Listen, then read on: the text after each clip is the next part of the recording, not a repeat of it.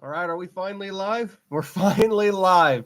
First off, guys, I apologize for the delay. I was in a meeting. I was meaning to start the podcast at 7:30, but nonetheless, here we are. Only 44 minutes late, but it's the ARCA Racing podcast, our first show of 2025. And boy, guys, it is a big one. We have the Daytona ARCA Test, the very first ARCA event of 2025. One of the big things I look forward to every year. The amount of drivers from all over the world, the amount of teams that show up for this. It's such a fun event that ARCA puts on every year, and I'm really glad that it's continuing to grow. It's literally just getting bigger and bigger and bigger every year. All different drivers, some we've never heard of, some who are going to be driving in the series. It's what I love about it. And we're also going to be talking about the new driver pairings. We're going to be driving the new driver pairings, team pairings, all that. We're going to be talking about the main series schedule, the East series schedule, and the West series schedule and all that. My ARCA plans for the season, and just a lot of ARCA stuff in general. But anyway, I'm glad you all are here. Again, I apologize for the late for the people who are showing up now. I was in a meeting. Again, I do apologize, but we're going to get through here. I'm not going to take up too much of your time tonight. I'm going to go through everything at a decent pace, so that way you all can get to bed. But anyway, guys, like and subscribe to the channel. Turn on the bell for notifications so you guys never miss a podcast when I go live. We have just passed over 2,100 subscribers, so if you're watching the show, please hit that subscribe button. It would mean a lot. Super chats are open if you'd like to support the show financially. Again, you don't have to, but they are welcome. And of course, check out the Racing Experts for all NASCAR meet-related content, the official media partner of this podcast. Whew, that intro never gets old. All right, so the Daytona ARCA Test, like we said in the beginning, one of my favorite events of the year outside of the race itself. And this year's entry list is bigger and badder than ever. I believe, if I counted correctly, 77 drivers between 42 or 43 cars. So we're talking a huge, huge entry list. And I'm just going to get right into it right now, and bear with me. We are going to go driver by driver, and car by car. So this is going to take a minute, but I want to give every single driver a shout out for doing this. So we're going to start at the very top of the ARCA Racing entry list. We have the 2B of Lane Busey. I'm going to pronounce it Busey for Rev Racing. We have the 2L for Eloy Sebastian from Mexico. The 3M of Willie Mullins, the 3P of our man Brad Perez. Gotta love Brad Perez, always being out there. The 3S of Regina Servant, also from Mexico. We got the Quarterlies back, Alex in the 4A and good old Dale Quarterly in the 4B. We have LeVar Scott in the 6, Sean Corr in the 8. The number 9, a new number for Fast Track Racing. Cody Dennison will be in the 9D, Dustin Smith the 9S. I'm assuming these are going to probably be the same car, just different letters by how many people are going to be in the car. The 10 car will have, and I apologize for butchering this person's name. He is from Portugal, which, by the way, that's awesome that we have an ARCA driver from Portugal. Zdenek Chovanek. I apologize for butchering your name, but welcome to the ARCA series. We're glad to have you. We have Craig Bracken from Ontario, Dalton Haynes from North Carolina in the 10. Good old Ed Pompa. Great to see Ed back. Austin Beers in the 11. Sharing the 11 car will be Chase Berta, Presley Sora, the iRacer. Good to see him back again. Zachary Tinkle, a longtime competitor for Fast Track Racing. Colton Collins, you might have recognized that name. He has driven several races for Andy Hillenberg and I believe Eric Caudell and Caleb Costner. Trevor Huddleston, you might recognize him from the West Series. He nearly won the championship and did win a couple of races last year. Burt Myers, the Wheel and Modified driver, the local guy from, you might recognize from Bowman Gray and his many accomplishments there. Davey Ackers also in the 12. Chase Pinsonelt. Again, I am not good with names, so I apologize for butchering names. I'm trying my best here. He'll be in the 15. For Venturini Motorsports. He is also from Ontario, and he will be driving that in the race itself. Brent Cruz, Gio Ruggiero, and William Sawalich will be piloting the 18 for Joe Gibbs Racing. Lawless Allen, who is joining Venturini Motorsports full-time, will be in the 20. Nick White will be in the 22, owned by Drew White. Drew White, I feel like, wasn't he a competitor in the ARC series multiple years ago? If so, it's good to see him back. The 23 of Catherine Legg, the IndyCar driver from England. So again, Portugal, Canada, England, Mexico, a lot of different non-USA places being represented, and that's pretty cool. We have Austin Vaughn in the 24. We have Jake Finch in the 25. Now it's weird that 24 is listed as Venturini Motorsports. So is that a typo, or is Austin Vaughn actually driving for Venturini Motorsports? Because that'd be a pretty cool opportunity for young Austin. Tim Richmond in the 27. We have Landon S. Huffman in the 28. Correction, that is not the regular Landon Huffman that you see driving the 75 High Rock vodka car. That is Landon S. Huffman. It's weird. There's two Landon Huffmans in racing. You'd think for how unique of a name it would be, we wouldn't have to worry about that, but here we are. Brendan Butterbean Queen, who is signed on to drive the full season in the 28. He'll be in that car as well. Garrett Mitchell. Now, that name might not seem too familiar to you, but who is Garrett Mitchell? He is Cletus McFarland. That is Cletus McFarland's real name. How cool is that to have the Cletus McFarland in the ARCA test? I'm not sure if he's doing the race, but just to have Cletus McFarland doing the freaking test, like, that is awesome. He is a cool dude. Go check out his channel. I'm subscribed to his channel. Go subscribe to his channel. Cletus McFarland is a cool dude. He owns his own racetrack, the Freedom Factory. He puts on a great show with Crown Vics, the 2.4 hours of Les Mullets, which I hope to be in one day. Sorry, my hair is all in the way. Which I hope to be in one day, because that'd be a cool event to be in. But yeah, how cool is that we have Cletus McFarland participating in the test? It would be cool if he's driving in the race itself, but I wonder if he's probably just doing the test just to get the experience of driving Daytona. We have another driver in the 30, Kyle Steckley from Ontario. He does a lot of late model driving for Rhett Jones Racing as well. We have Rise Motorsports in the 37 car. No 31, just 37. Rick Goodale, who does a lot of the spotting. Jeff McConney from iRacing. Mike Seneca. Yes, you might recognize Mike Seneca from his previous starts with Norm Benning.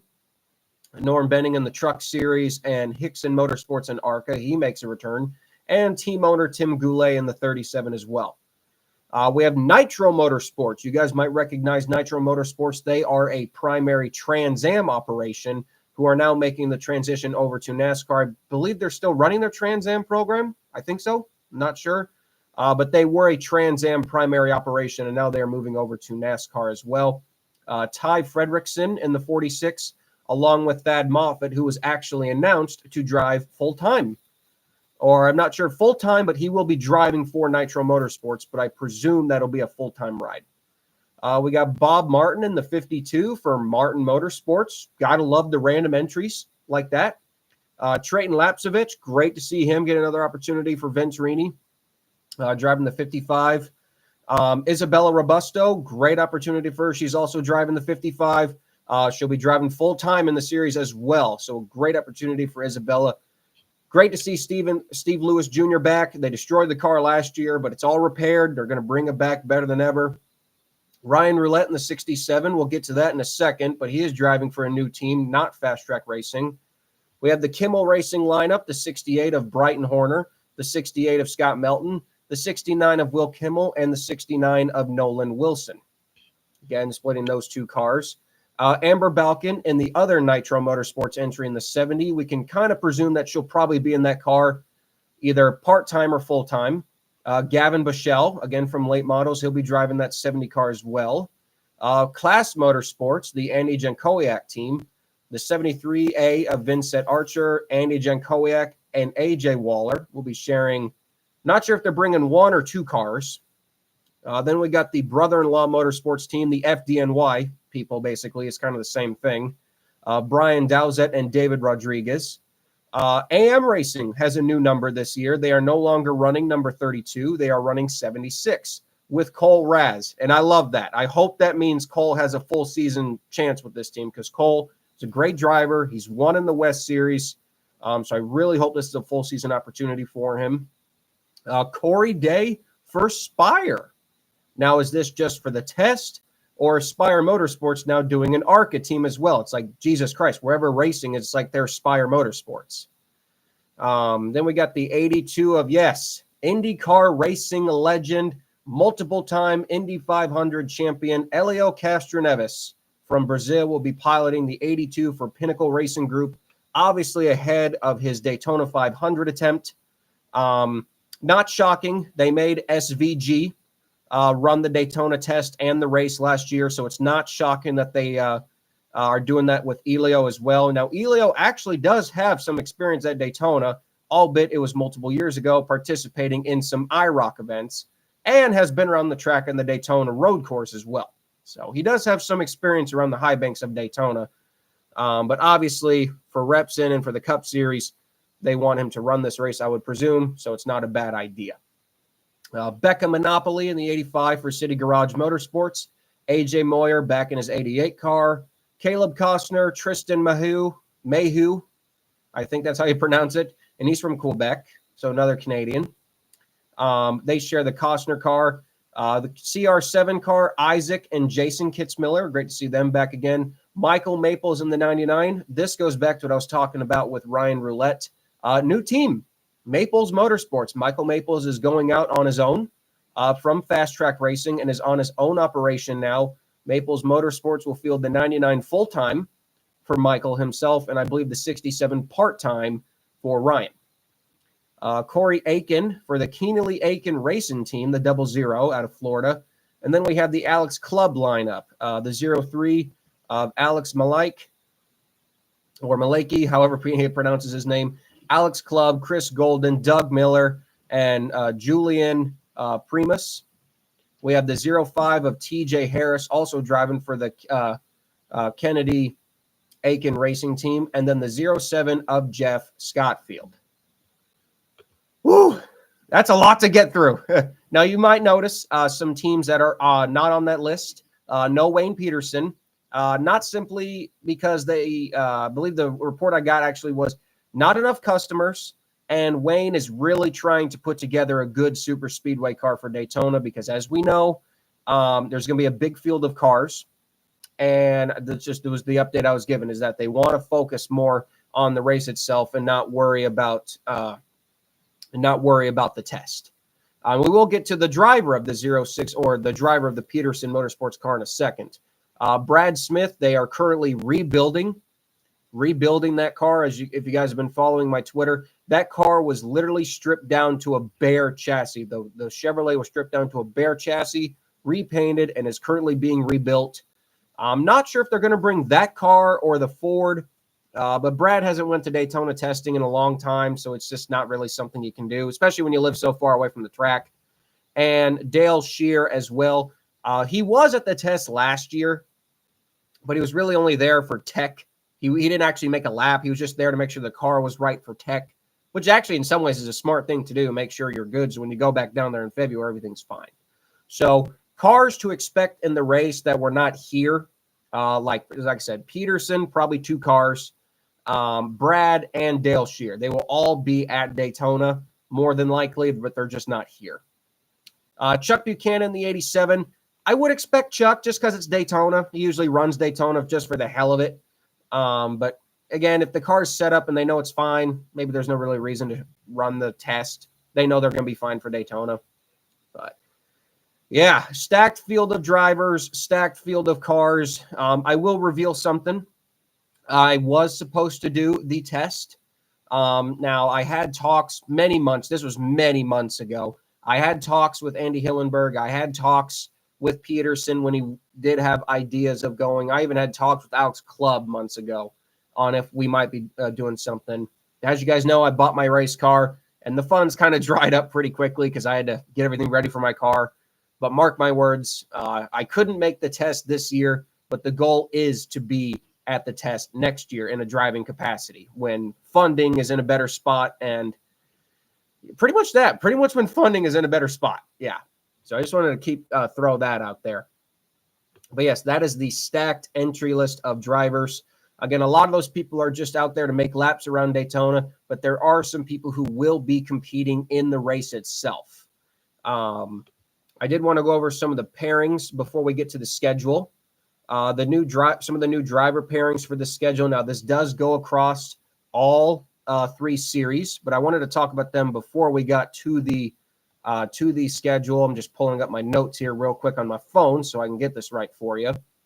The JGR 18 car will be piloted by, I did announce on the Facebook page through a cookout sponsor that kind of quietly leaked it. I'm not sure if they were supposed to, but a cookout sponsorship for the Clash actually ended up leaking that Max Reeves was going to be driving the 18 Joe Gibbs car. But the post apparently is a little wrong. Max Reeves will not be running full East in the 18 car, which does kind of shock me.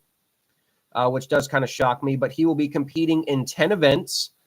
Brent Cruz will be competing in 9 events. William Sawalich in 7 events. And Gio Ruggiero in 2 events. Now, this will be spread across the East, Main, and West Series divisions for 2024. And they will be running 2 cars at Rockingham. The 81 will enter as well. And I think it's Brent and Gio that are running that race, or Brent and William. It's one of those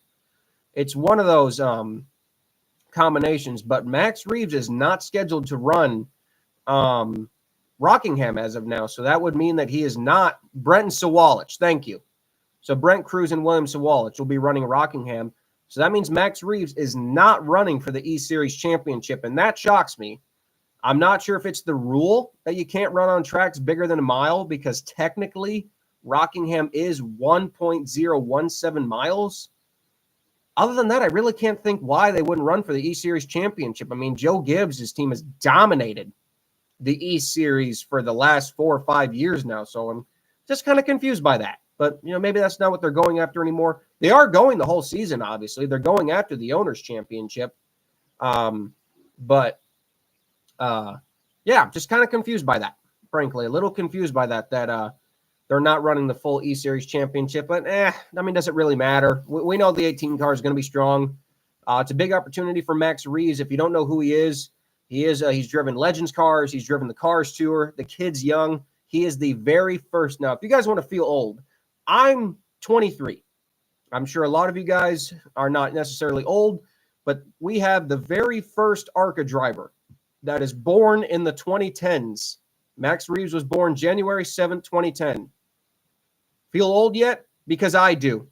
And I'm only 23. But we have a 15-year-old racing ARCA this year that was born in the 2010s. We knew it was coming. I know, guys, we knew it was coming. But we have our first ARCA driver that was born in the 2010s. And I'm only 23 years old, and I feel old. I feel so old. Why? Oh, I tell you, man, yeah, I know. We have a cup winner born in the 2000s. I feel so old, and I'm only 23. Oh, I gotta love it. But yeah, so that's the plan for the JGR ARCA team this season. Various drivers, like usual, mainly going after the Owners' Championships, which again makes sense in the main division and the East division, as well as some part-time West races. Probably tracks like maybe Portland and Sonoma, where the Xfinity Series will be, stuff like that. Peterson Motorsports, for the first time in a long time, will have a primary full-time driver with Brayton Laster, the pizza man. You guys might remember him. He drove for Peterson, Rise. I think that was it last year. Oh, and a one-off for the TC Motorsports team. But he'll be driving full-time with Peterson this year in the 0 and the 06. That kind of just matters which race he'll be in which car. But good for opportunity for Brayton.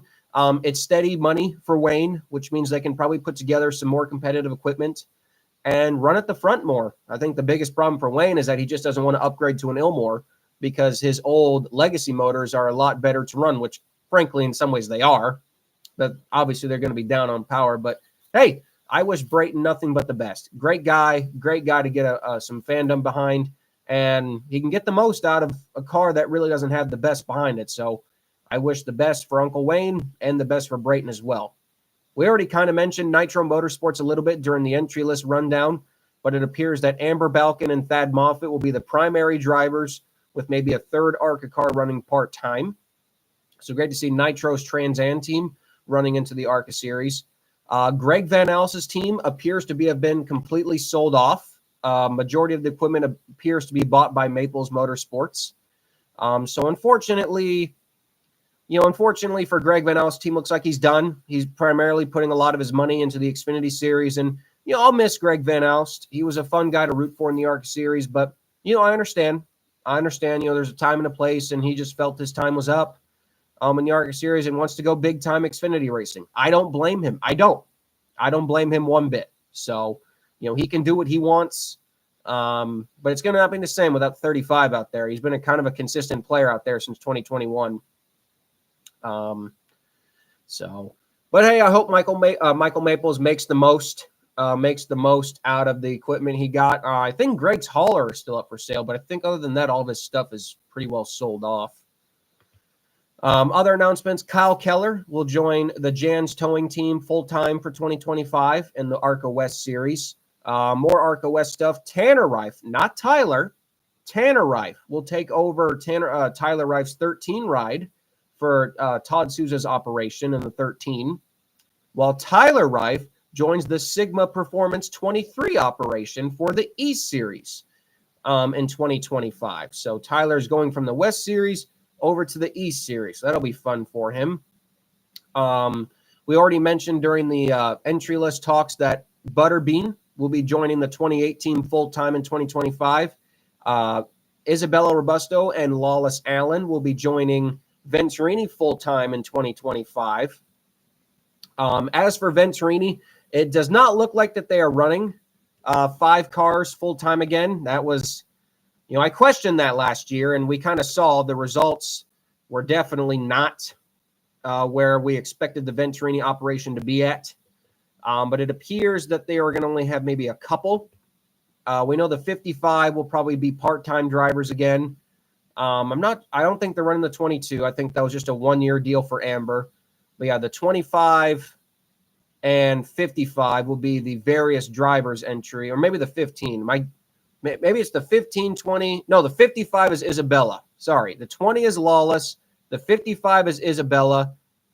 And it's the 15 and 25 that'll have the various drivers in it. Sorry, I got a little mixed up. Yeah, the rotation entries will be the 15 and the 25.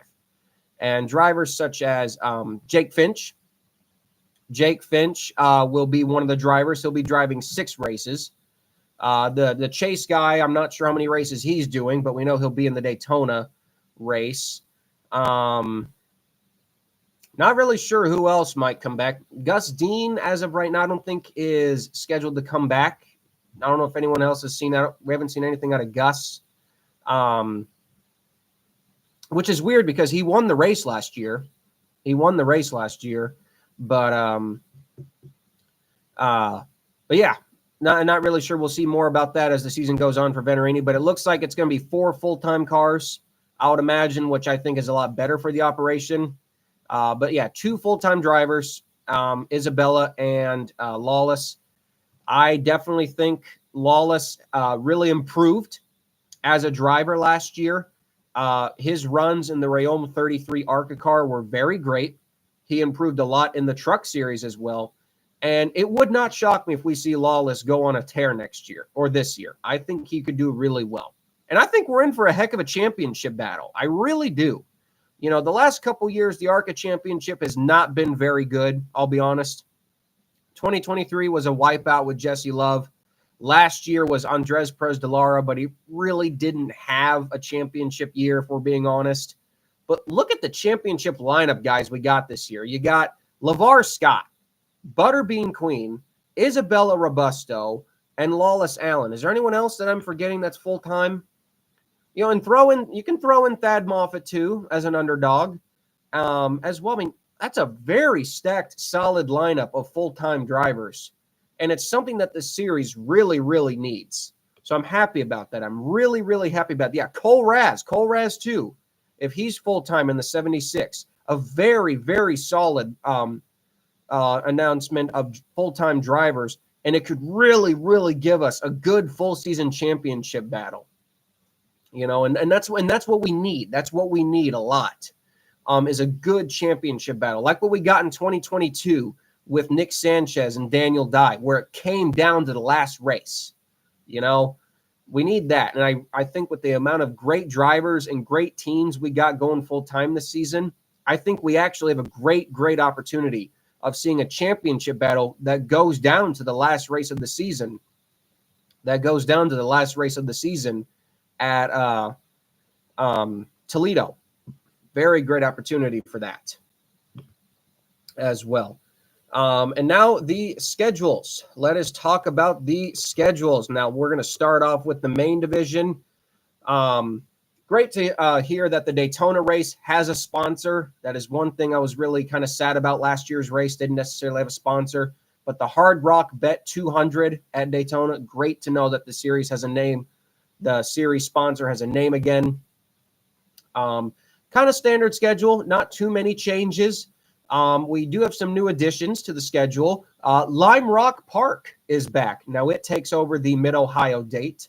And listen, I like Mid-Ohio, but talking to a lot of the ARCA teams, they were not really happy with how the track treated them last year and where they parked. A lot of the haulers got stuck in the mud, had a tough time getting them out. And for anyone who doesn't know what Lime Rock Park is, it is a beautiful road course in Connecticut. It is one of the most underrated road courses, in my opinion. It is fast. It's got sharp turns. And it really makes a driver think. It's got oversweeping turns, going down a huge hill. We're talking 160 miles per hour down the main front straightaway. It is a fun road course, and I'm really excited to see the ARCA series go there. Other than that, I think that's one of the few changes, other than we have some date shifts. Berlin moves up a couple of weeks, up into early June. Elko moves into early June. Iowa gets pushed back to August. Other than, Madison. We got rid of Milwaukee, which honestly is not a huge loss. I liked Milwaukee as a racetrack, but I think let's be honest with here, guys. Milwaukee race was never really good. All 4 races they had were just dominated by the Gibbs cars. I think having Madison back on the schedule versus Milwaukee is a way better idea. Madison is a better racetrack. It's a cute little short track. That race will be a good one with Butterbean for sure. But yeah, Madison and Lime Rock are the 2 big additions. Other than that, it's kind of the standard tracks you see on the schedule. The 2 dates at Kansas, the season finale at Toledo, Salem, Bristol, the 2 dirt tracks, Watkins Glen, like I said, being the other road course, Talladega, the Phoenix combo race, your standard schedule, very solid schedule.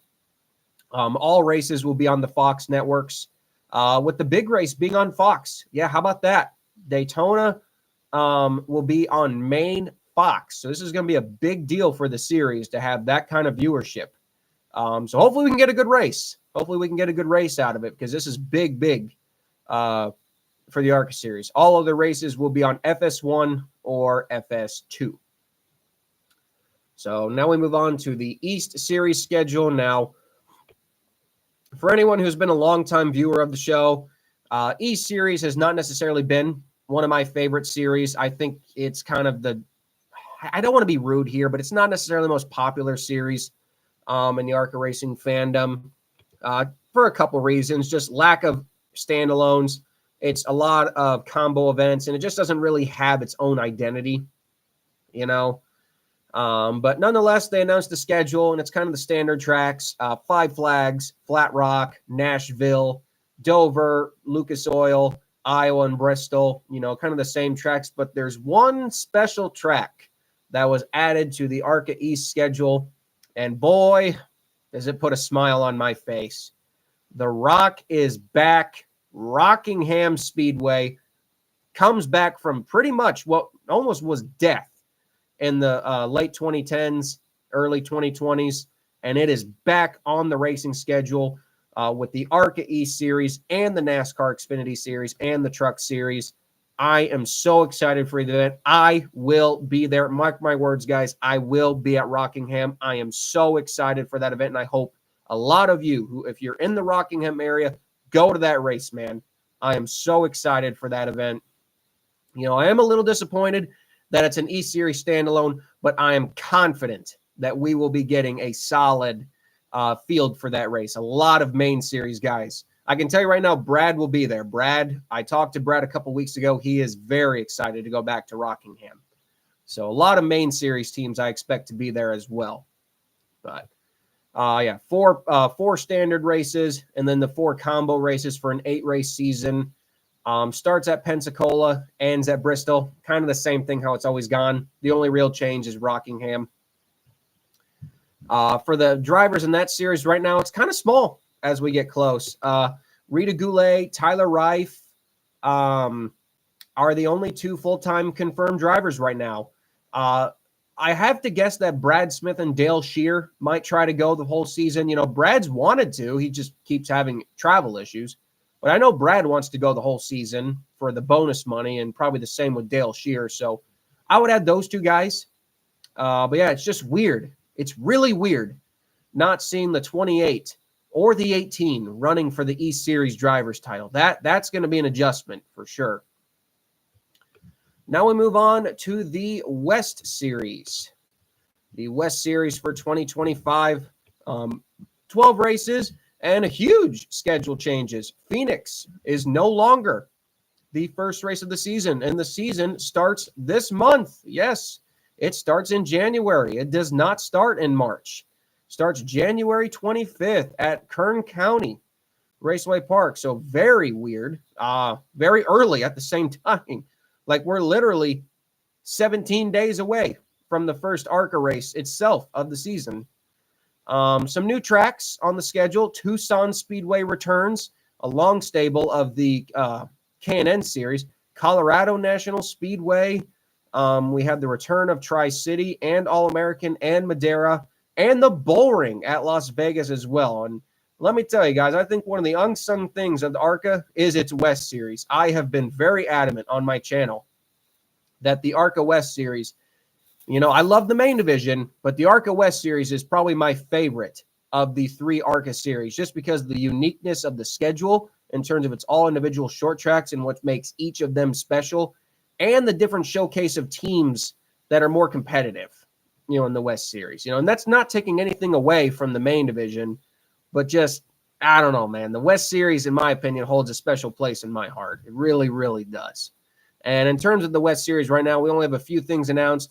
Blake Lothian, forgot to mention him, will be full-time in the 51 for Strike Mamba Racing. Jan's Towing with Kyle Keller, and Eric Johnson Jr., forgot to mention him as well. He will be back in the 5 for Jerry Pitts. Takuma Koga is also expected back in the 7 as well.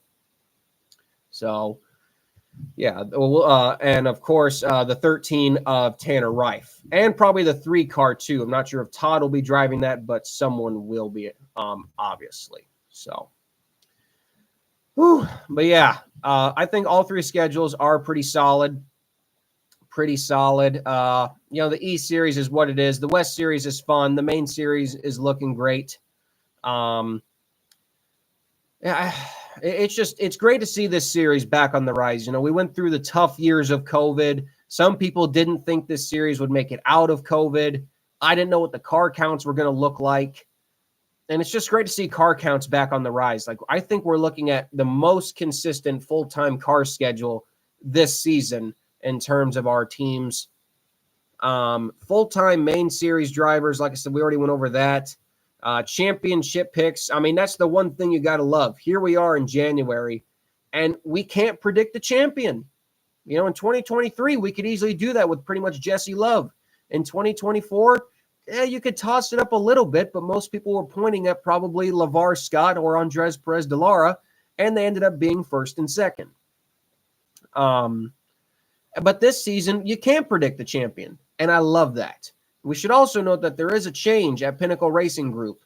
I do believe Shane Huffman still works for the team, but he will no longer be the crew chief. Stephen Dawson will be the crew chief for Pinnacle Racing Group. So should note that change on the team. So I wonder if that'll affect the team's performance.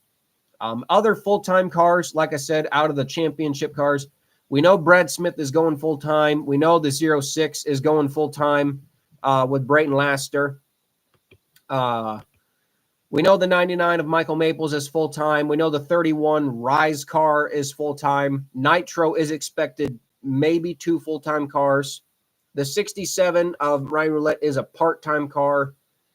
We know Man Motorsports will be back in a part-time role, maybe 5-10 races.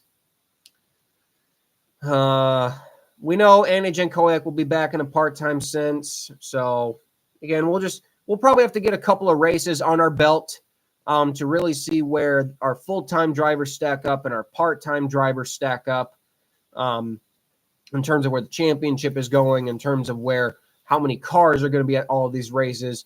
Because I think we'll easily have the same thing we ran into last year. We will have DNQs at Daytona. We know that. And I think we will also have DNQs at Phoenix. And depending on how many cars we crash at Daytona, if we have any crashes, we might just have DNQs at Talladega, which is weird because we don't have qualifying at Talladega. They just have practice. I think they just set the field by owner points. So that'll be interesting. That will be really interesting. If we don't have many crashes at Daytona and everybody can get through kind of unscathed, we just might have DNQs at Talladega. And it'll be interesting to see what ARCA does for that, because obviously you don't want to just send people home without having a chance to even qualify. Will they alter the practice session to make it qualifying? Who knows? Who knows? But it's going to be interesting to see that Daytona race. And if we don't crash in many cars, that we could actually see DNQs at Talladega. And how weird would that be? 3 straight races of ARCA with DNQs? Boy, that'd be weird. That would be like we stepping into the apocalypse almost. 3 ARCA races with DNQs? God, like who would ever thought we would ever have that question again? But yeah. In terms of this list right here, God, looking at this list right here. So for fast track racing, I wonder if the 9 is going to be a new number, or if that's just number for the test, because as we know, the primary fast track numbers are 0, 1, 10, 11, and 12. 99 was introduced just for Michael Maples. So that'll be interesting to see if we see the 9 return more often. I'm not sure if the 82 is going to be a full-time car for Pinnacle Racing Group. That would be nice. That would be nice to know that we would get the 82 full-time. But as far as we know right now, it is just running Daytona. It is just running Daytona. Apparently, Connor Mosack was supposed to get that ride originally, but obviously Elio needing to get approved, it is not shocking that they put him in that car, of course. But I do wonder how many races the 82 will go. Maybe Corey Day will get some more starts in it. Connor Mosack probably as well on Truck Series companion weekends will probably run. Maybe they'll run on a B plan, but it'd be great. Just for car count's sake, it'd be nice to see the 82 run full time. So we'll see. We'll see. Of course, as for the ARCA Daytona race in general, the entry list, I've been told as many as 55 cars. I've been told as little as 50 cars. And the fact that I've been told that much is just so good to hear. In 2020, this race was down to 33. And here we are 5 years later, and we're approaching 55. If we can get more than last year, that is a real accomplishment to the series, man. Now, the rules have changed. If you guys remember, last year it was the top 34 on speed. And then I believe it was, 3 Golden A teams and then 3 provisionals? This year, it is the top 32 on speed. They have given 2 more provisionals. And now only the top 32 will make it on speed. 4 Golden A teams, which is the Golden A in terms of the full-time cars in points, and then 4 provisionals for the highest cars in points that are not Golden A, if that makes sense. Now, the only reason I can understand maybe why they did this is they want to give teams like Peterson, Brad, Club, and maybe a fast track car or 2 that maybe they can't necessarily make the show on time. And they want to give them a chance to make the race because they're running the whole season, and you can throw in the Rise car in there as well, too. They want to give them a chance to make the race because they're running the whole season. And I can see where some people would have a problem with that. But I think, and again, I could be completely wrong. This is just me speculating. But if that really is the case, I kind of commend the series for that. I like that a lot because it actually does give them more of an opportunity. I think the fast track cars will be fine in terms of the top 32. It really just comes down to your group. As we know, ARCA does group qualifying. I'm not in favor of that at all, but it's all they have time for. I've openly talked to Charlie Crawl, the ARCA PR director. He'd love to do single car qualifying, but they can't. We've talked about that multiple times at Kansas and at Daytona last year. He wants to do single car qualifying. I want to do single car qualifying. The teams probably want to do single car qualifying, but we can't. We just don't have time for it. But yeah, it is the 4 highest Golden 8 teams. I think the fast track cars will probably be safe to get in. Brad and Wayne might be licking their chops a little bit. Same with the 31. It'll be interesting to see how those teams line up. Brad got the last provisional last year. He started 40th. So, practicing qualifying rain out, the 86 and the 03 make Daytona too. So, some teams will probably hope for a rain out of qualifying. That would guarantee Brad, Wayne, Club, all the fast track cars. That would guarantee all of those guys into the show. If a rain out happens, So, yeah, we'll have to see. It is going to be interesting for sure. It is going to be interesting to seriously who makes that race. Obviously, we know Wayne and Brad will be in SB2 cars or D3 Fords cars.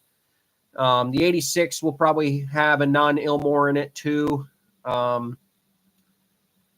31 will not. I don't know if the 31 will have an Ilmore. I don't know how many other cars will have non-legacy motors.